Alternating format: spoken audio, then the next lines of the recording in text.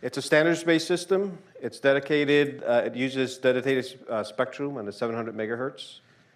It's public safety grade, which is very different than non-public safety grade like cell phone communications and whatnot. And it's baseline coverage design for mobile use. How is it structured? When we look at the physical connectivity, here's a general diagram. The system has 3 cores because it has triple redundancy. And the whole principle behind the design is that we didn't want a single point of failure in the system. So in Iowa, we ended up having 3 cores in the system so that if 1 or 2 failures occur, you still have a 3rd core that can take over. Now, all of the sites are interconnected together, so it tends to look kind of messy. But logically, as the system runs, when the primary core is running the system, all the sites are logically connected. This is a layer 3 network, so it's all IP based. And what happens is that even though physically there's many connections throughout the system, all the traffic finds its way logically to the active core. So under normal conditions, the primary core is running. There's multiple fail-safes built into the core. So in order to switch away from this core, you really have to have a catastrophic failure, which is the tower burning down or falling over. If that was to happen, the primary core goes away, the secondary core kicks in automatically, and all the traffic, once that happens, then all the traffic moves over into the secondary core. All of this, again, because it's a layer 3 network, all the traffic is rerouted automatically, all IP based. So when this misses, the secondary core sees that, understands that, and makes sure that all the traffic is redirected to itself. Again, in order to switch away from that core, you have to have a catastrophic failure, and that's true for all 3 cores because there's redundancies built into the cores. There's multiple servers, there's multiple power supplies, there's DC power systems, generators, so it really has to be bad enough to force you to change over to the other core. So in that case, once again, if that secondary core goes away, the 3rd core is in its place, and then all the traffic is routed over to the 3rd core. If you've actually reached the point where you're using the 3rd core, something really bad has happened in Iowa, all right? Okay, so the system is pretty much structured for interoperability. And the whole idea is because all the sites are interconnected together, every agency or local entity basically runs on their own level. So in this case, we show agency being in the bottom. A local can be maybe a city. This can be an agency within the city. This can be a county, so a city within a county, a region, and then statewide operations. And the whole idea here is that there's these layers, and everybody works in their own layer. But because the system is interconnected, everything together, you have the ability to move up and down the layers as your operational needs dictate. So if you're a local agency that has to interoperate with the city police, or if you're a local city police agency that needs to operate with the county sheriff, you have the ability now to move up and down that stack to interoperate all the way up to the state level. So this could be like Department of Transportation, that could be State Patrol, it can be any agency that's statewide. At a high level, again, as we're considering the basics of ISICS, this is what the coverage map looks like. This is what the system was designed to achieve. 95% of the state covered, again, for mobile operations, which is the baseline design. Why didn't we go for portable? Because it costs a lot of money. Right? Now this map shows you physically where all the sites are set up throughout the state. All the dots represent sites, and all the lines between the dots are microwave paths that interconnect the system together. Part of the system design is a backhaul system, which is all microwave, and we have to link all the sites together. And as we design the system, We want to try to provide multiple paths, so we have multiple intersecting loops throughout the state, so that if a path breaks, the data can switch over and make its way all the way through a different direction. Again, it's all about public safety grade, which is why we have to do it this way. So we want to protect against failures in the system.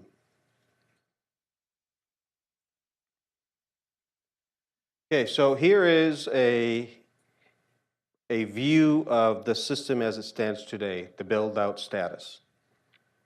Every solid green is a site that's been completed. We've done all the civil work. Every dotted green, which is rotating like this, is a site that we're actively working on right now. That means that we're digging foundations. That means that we're stacking up the towers, but there's some level of work that's taking place in that site. We also have, again, this is from a summary perspective, we've completed 47 sites. We have 17 right now that are in process, and we're expecting to complete the majority of those sites. So we're way on our way right now. Beyond that, some of the other sites, Ts, we have 4 Ts here. You can see them blinking. Those are sites that we just recently completed the regulatory process. That means that we did all the paperwork, that we did all the environmental studies, all the permitting, and all of that takes time. It can take anywhere from 6 to 9 months to do that. And sometimes we reach the end and a site gets rejected and we have to start again. So it's a very long process. But what that means is, since the regulatory pass, it was recently completed, now we're able to go ahead and order the tower for that particular site. And the reason we wait until that is because the tower is specifically designed for how that site is going to operate.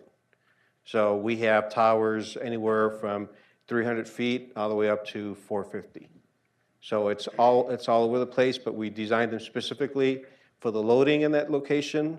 Some of these have, triple paths like this. Some of them only have 2 paths like that. So it's all taken into consideration when we design the system.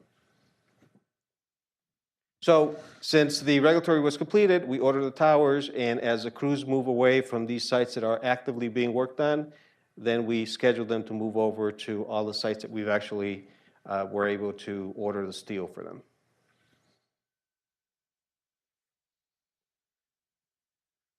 All right. Next are the regulatory sites.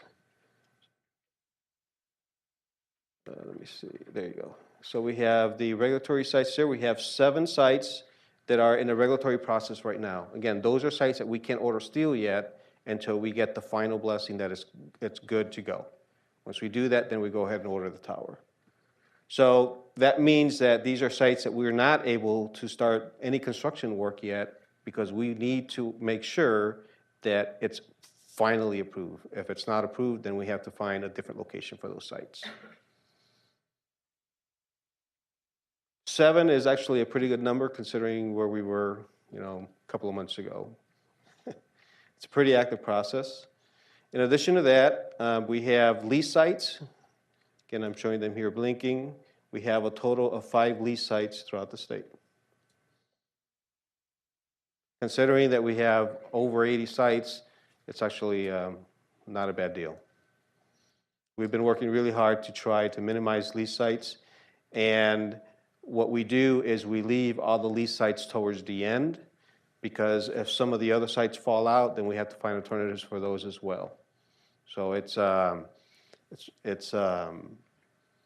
push and pull, pulling and pushing resources and making sure that the sites make it through. So it's a balancing act between that and the build out as well.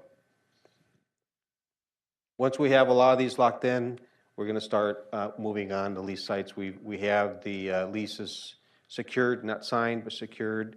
We have all the technical applications submitted. It's just a matter of moving forward with them. All right. There's other categories, IPTVs and DNRs, but those are just sites that we're waiting for some internal issues to be resolved. where are we today with use of the system? And as we look forward towards 2018, in blue here, we show these are counties that have chosen to join ISICS and add their own local enhancements. That means that they've added additional sites for their own purposes. You can see that I don't have the sites colored because they're not really part of the statewide project deployment. Those are separate projects. My goal is to get the overall statewide system. Those are just add-ons that other folks are managing. In addition to that, we have all these other counties that have decided to join ISICS for operability or interoperability. Some of these have sites in them, right? So it's definitely a benefit. Some of these benefit from spillage from the different locations. And we pretty much expect this to grow. Again, once the overall system is deployed, we're going to see a lot of growth in that because it makes sense to be able to interoperate. As we look at the build-out itself, here's a couple examples I wanted to show for Lee County, for example, which is I show down here. Here's an example of the foundations that are being built for the tower. These are the footings, and this is a concrete pad that's placed. It doesn't mean that these footings are actually on top of the concrete pad, but it actually goes deeper than that. Here's an example. If you look down the hole, these are all the bolts that actually attach to the tower legs themselves. Once it's done, right, all of this is buried, and all you see is a little concrete that sticks out, and these are the pads. Here's for the shelter, the generator, and for the LP tank. So when we see sites that show, you know, the dotted green like this, it means that some level of this kind of work is taking place. It's not completed, but that's what's happening at those sites. Once that is done, then you can see here that there's a fabric that's put on the ground, and then all the gravel that's put in to prevent all the weeds and stuff from growing through. Part of the overall process. Here's another example for Jones County. So for Jones County, this gives you an idea of how deep those footings are. So that's a rebar that gets created and it gets inserted into the opening, and all you see is a little bit that sticks out. So this truck here is the drilling rig. Here's your auger, and this guy drills in pretty deep. Some of these foundations are as deep as 60 feet deep, and some of them are 8 feet. So it's 8 feet by 60 feet, so it's a lot of concrete. So here it is where they're hoisting it up because they're getting ready to insert it into the hole, and now it's been dropped in, and then that gets filled up with concrete. Normally, when the drilling rigs show up at the place, they drill the hole, we drop in the rebar, and we do the concrete all at once because that's a really deep hole. And sometimes they could collapse if it rains and all that stuff, so we want to be able to do that pretty quickly. Normally, that's why once we get to the regulatory process, the construction piece of this actually moves very, very fast. And then this is all you see at the top. So it's a surprise for a lot of folks not realizing how really deep these foundations are. Once that happens, then we start building up the towers, right? Some cases, they do them by pieces. In other cases, I have some pictures here where they pre-assemble and then they stack, right? Let's see, here's Webster County. So in Webster County, in this picture, we already had the tower placed, we already had the pads, and here we delivered the shelter, so we're actually just lifting up the shelter from the trailer, the delivery trailer, and about to drop it on the pad. And one of the things that we had shared before is that in order to save time, we took all the equipment and we installed the equipment inside the shelter before the shelter was delivered. So we don't have to have crews taking in racks of equipment, bolting it down. It's already done. So that, again, enables us to accelerate our processes. In that case, that's what the tower looks like there.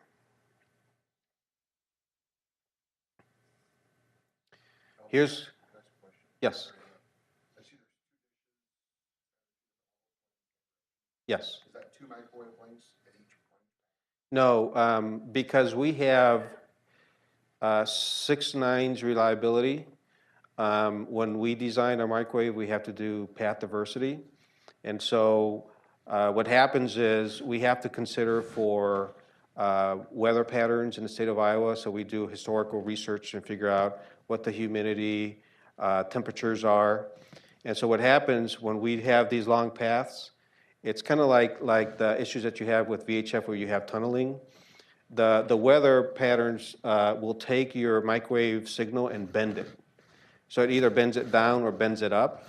So our guys, when they engineer these paths, they do all the math and they figure, given all the weather patterns, they calculate where that, if the signal is bent, if the microwave signal is bent, they figure out at the other end where it's going to be if it bends down or up, and that's where they place the dishes on.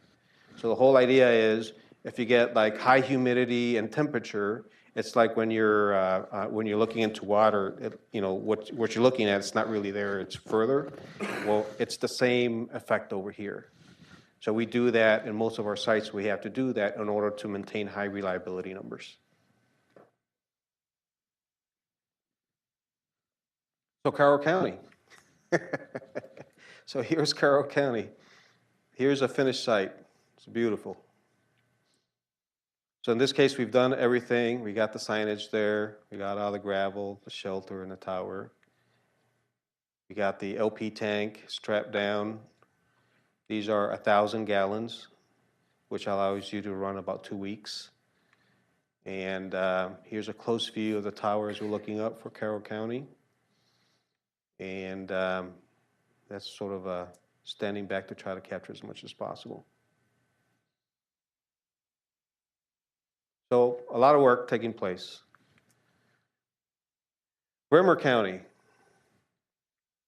Again, see, it's in the process of being built, so we have everything ready. So when the tower shows up, we can start stacking it.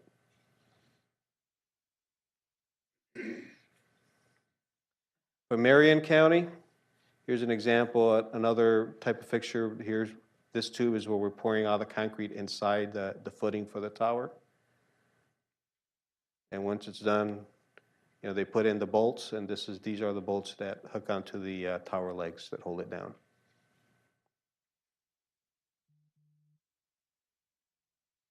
For Clayton County, here's an example where the truck shows up with the tower, right? In some cases, we've had some challenges where the site wasn't ready, and by the time we got the tower, we just had to ship that out to the warehouse. So we had to unpack all of that stuff, put it in the warehouse, and then later on repack all that stuff and put it on a truck to deliver it to the site. But it all shows up in pieces. It's a major task. So in this case, they're putting some of the pieces together, and then they're going to lift it up. Right? And other pieces, they put segments on it, and as they get them ready, they lift up the other pieces that are pre-assembled on the ground and start stacking them together.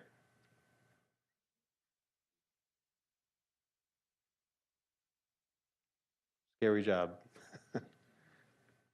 These guys are amazing. They're very comfortable doing all this stuff, and it's fun to watch, how they talk with hand gestures and stuff because they can't really hear each other. So it's almost a language unto itself. Some of these guys whistle, and the whistles mean different things. So. All right. So here's also the SCR trailer that Bureau Chief Lampe had mentioned. This one, we took it and we did some special fixtures in it. The tower, which is lifted by a crane mechanism in here. So in this case, we set up an antenna mounting mechanism so that when you show up to the site, you slide it and you tighten some bolts, and you're good to go. So here's just an example of that. Inside the trailer, this is 3 pictures. I was trying to cram them all together in one slide. So here's the equipment. Here's the base radio equipment. So it's bolted to the ground. And this is the same equipment, but you can see here how it's attached to the sidewalls to stabilize it, to keep it from shaking loose as it's transported from site to site. This is the back end of the equipment, and we have, it runs off of DC, so we have a backup battery system for this rack of equipment as well. Yes? What's the feasibility of a region?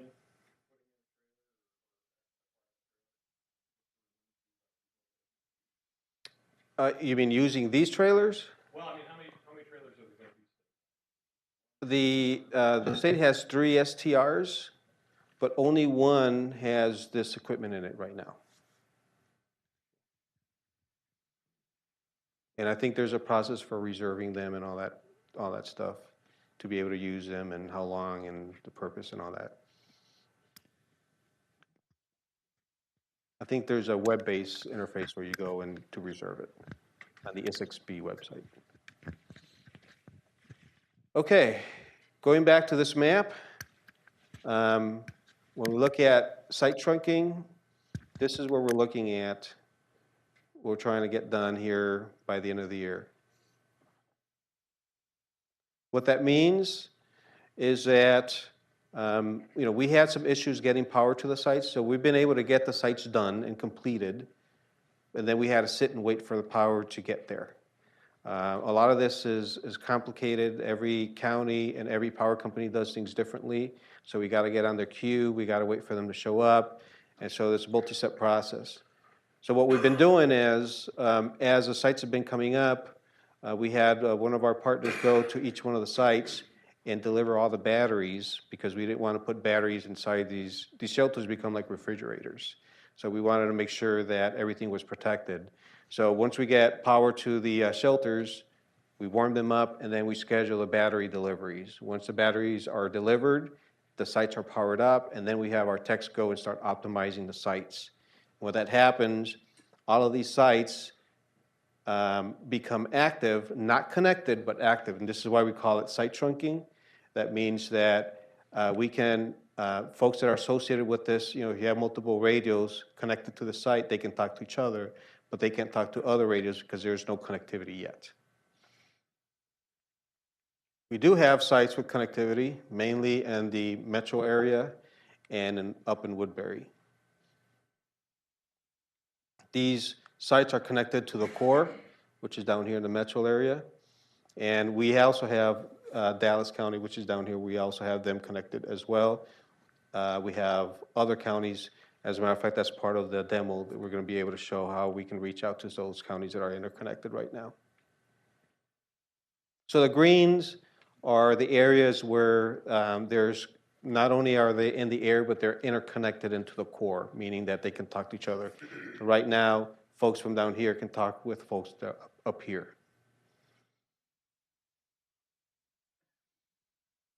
All right. So what successes have we had to date? Well, we've done the, in 2016, right, we did the National Governors Association meeting, the state fair. We were able to use a GPS capabilities. We were able to use the wave communicator, which allowed us to have access to talk groups via the internet. We had a lot of integration work happen with Westcom and Woodbury. And then we had the state fair again in 2017. And we have post 16, which includes the governor's mansion, also connected to the core that we can talk to. So what's next? We are in here on the civil and the equipment installation, right? So based on what we can see from the map that we talked about, the regulatories and the IPTVs and some of the DNR stuff, there's sites that are going to fall into Q1 because we can't start them until that regulatory ends. This is why this overflows in that direction. In addition to that, while this is happening, we are working with the backhaul and we're optimizing the sites. Those are all the sites that we showed that were red, that we can go site trunking. So we want to work on starting to interconnect those sites. While that's happening, we're going to prepare for the coverage testing. So this is going to be in the second quarter of next year. That means that we want the backhaul and the opto to be done so that we can actually start, can you hear me now, tests, which are actually automated, but we go through the entire state and we divvy up the state in tiles and we literally go and drive everywhere as we test this. Yes? How small a tile? Was it 3/4 or half? I don't remember right now off the top of it. I want to say probably half a mile.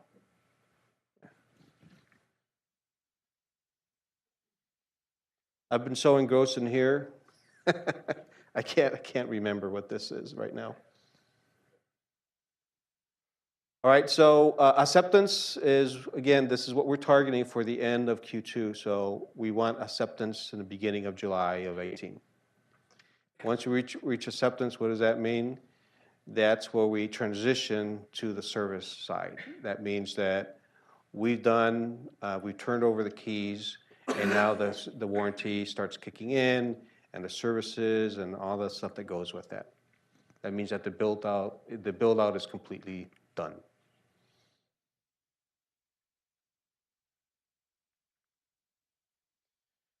All right, so any question about this stuff before we go into the next piece?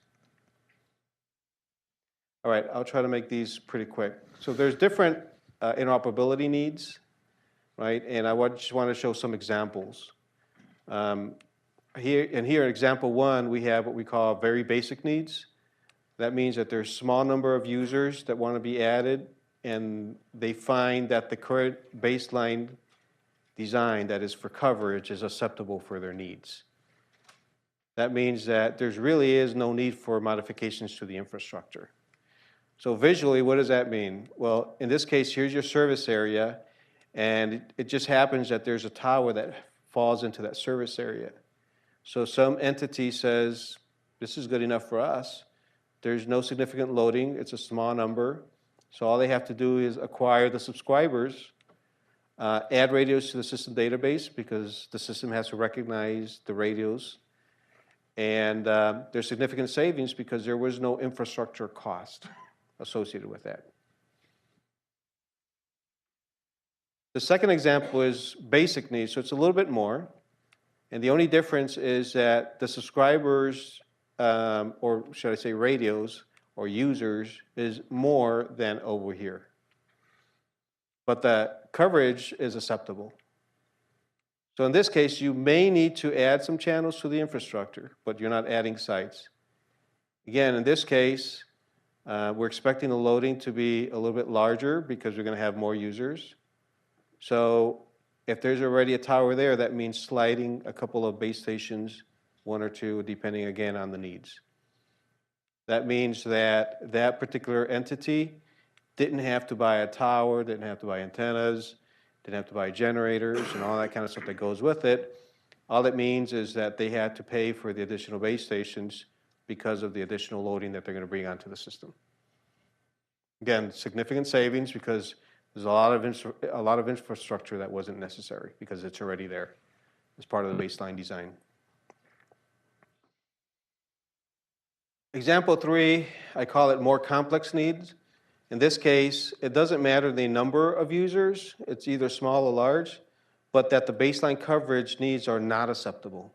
That means that they found that mobile use didn't really satisfy their needs, or they wanted to go, they have maybe an industrial area or dense buildings or whatever, so they need more infrastructure.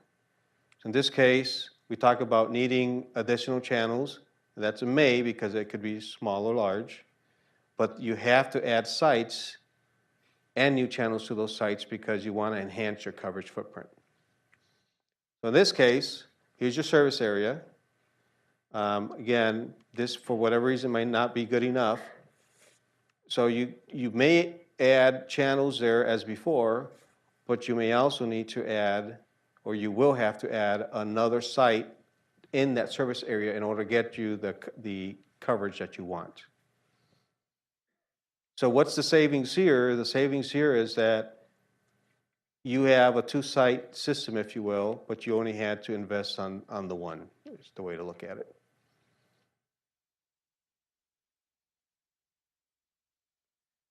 Level 4 is what I call very complex. Again, you may have small, a large number of radios. As before, the coverage was not enough. But then there's some complex interactions with neighboring sites. You tend to find those in sometimes cities that fall in the middle of multiple counties. Some cities can be in 4 counties at once, right? Or you can have cities in close proximity that are in opposite counties, but they're neighbors and they have to interact with each other. So in this case, I show it as Service Area 1 and Service Area 2. They both happen to have a site in them, and yet the coverage needs are not met by this baseline design. So in this case, they add channels in the Service Area 1. They add another site because they wanted better coverage. And then also in the Service Area 2, because of the loading, they didn't add another site, but they just added channels to that site. That's a complex situation. In this case, they have to maybe go out further outside of their service area, so they add some channels into those existing tower sites as well. That's why I call it complex, because it really depends on the specific needs of those entities.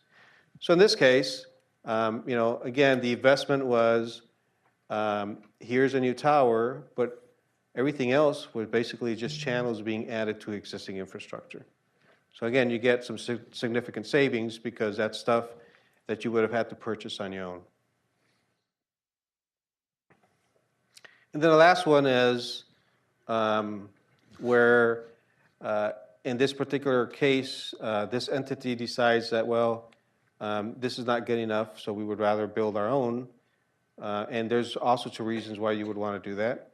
So in this case, this entity, in essence, purchases or makes investments on the tower sites and all the infrastructure that goes with it. They also add their own private core, because ISICS has, or I show one, but ISICS has 3 cores. In this case, they have to deploy their own private core, and then all the microwave connectivity that goes into interconnecting them. So the difference here is that, in essence, you have 2 neighboring systems that are disconnected, and all the cost savings that you would have from the existing infrastructure, you don't have those cost savings because you're, in essence, building a parallel system. All right, there's some common misconceptions here. Since we started this in December 2015. We've been surprised as we've been moving on that there's always been the belief that this will be 5 to 10 years out before we complete the system. And this has been a 2.5-year endeavor. So definitely not 5 to 10 years. Our target has always been to try to complete the physical build out of the system by the end of this year. And the only reason we're not doing that is because we have some regulatories that are falling out. But everything that's been approved, we built. Again, we want to close out the project by the summer of next year. So that's a big surprise to a lot of folks. That's definitely not 10 years, right? The other misconception is that the platform is controlled by the state. Again, the board sets the rules for using the system, not the state. And the board is made out of committees and working groups, which there is local participation in those groups. So it's not the state, but it's everybody who gets involved in the committees who wants to be part of the board has their voice, has an opportunity to have their voice heard. Again, Lampy mentioned about user fees. There are no user fees. That's always been a concern as well. There's concerns about local frequencies. We don't use local frequencies, so the sites are designed to use state frequency pools. The state of Iowa has a frequency plan already in place that's for the 700 megahertz plan. I believe that was done, well, it was done before 2010, let's put it that way. So I think it was somewhere 2009, if I remember correctly. So that plan has been in place, and our design honors that in that the baseline design is based on frequencies that are designated for statewide use. So there's two different kinds of pools. There's local frequencies for every county, and there's state frequencies for every county. And so the baseline design makes use of all the state frequencies. Anybody who adds, like we show in that graph, there's multiple counties that wanted to add their own infrastructure. They bring in their own frequencies, and those are designated for those counties. Those frequencies are there and they're available. So they coordinate with the local RPC, and they're able to bring in their frequencies, which they manage, they own, they license directly. That's what I say down here. Right? The system was built for the state, so there's a lot of concern that, well, nobody really thought about us. And in reality, this is really more of a cost-effective baseline that everybody has the opportunity to use if they choose to. So it kind of avoids that one-size-fits-all by not overbuilding it, but providing a baseline that people can add to or entities can add to. Again, the local entities can integrate in a way that's more effective because there are certain things that they don't have to invest in because it's already built into the baseline design. Again, the platform provides all these enhanced capabilities that's normally not seen throughout the state: GPS, OTAR, OTAP, and other things like WAVE, for example. The state will control local operations. That was another concern. But the way the system is built, it's really to provide independence but collaboration, right? Because it's a common platform, there needs to be collaboration, but the entities still get to keep their independence because they manage their own resources. Everybody gets pools of IDs, for example, and they get to manage their own IDs and program the radios how they want. ISICS will provide these enhanced operational capabilities, which are kind of repetitive because I mentioned it up here. The other misconception is that the state is going to control what is allowed on the system. And in reality, all we do is that there's the interoperability channels that are defined for consistency. Again, and it's not the state, but it's the board. And we went through that whole process of defining those, and the whole idea is that anybody who joins the system gets all these channels pre-programmed and ready for them so that no matter where you are in the state, if you need to interoperate, you have access to the interoperability channels throughout the state. But the operational channels, those are defined by the local entities, right? I don't think anybody has time to start managing local operations because that can be very, very difficult and challenging anyway. As a matter of fact, when we were talking about the interoperability channels, we were talking through some of the design reviews process that we've had before. And a lot of this stuff, it was interesting to watch, right? Because there's local representation. There was a lot of push and pull about, well, we do things this way, we do things that way. And so there's a lot of things that had to be done in order to come to some agreements on how to partition the overall system.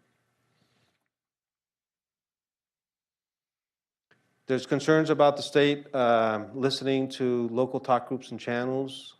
Again, the way this gets handled is like everything else, only if that entity wants that, and if they want that, there needs to be an interagency agreement to allow that to happen.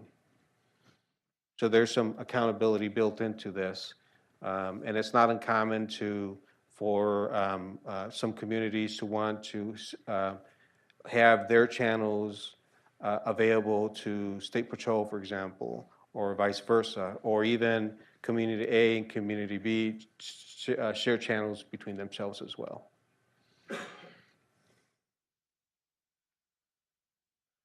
So the summary, the platform is just around the corner.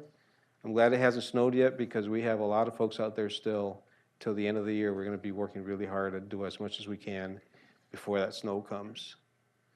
Again, the benefit, the design, the baseline design is really benefits a lot of folks, and it provides for the future growth. Again, there's local representation through the board, so it's not the state that's managing this, but it's really the board that's managing this, which actually meets here every month. There's definitely a significant increase in the interoperability capabilities compared to what's available today, and the control remains with the local user. Again, the local operational needs, that's what's going to dictate what, how, and when any entity wants to join the system. That's all I had. Any questions? We have the context here. Again, that hasn't changed in a while. We do have a new SWIC that's stated here, the Statewide Interoperability Coordinator. There's monthly meetings with the user group committee. Again, we participate in that as well. And my contact information is down here.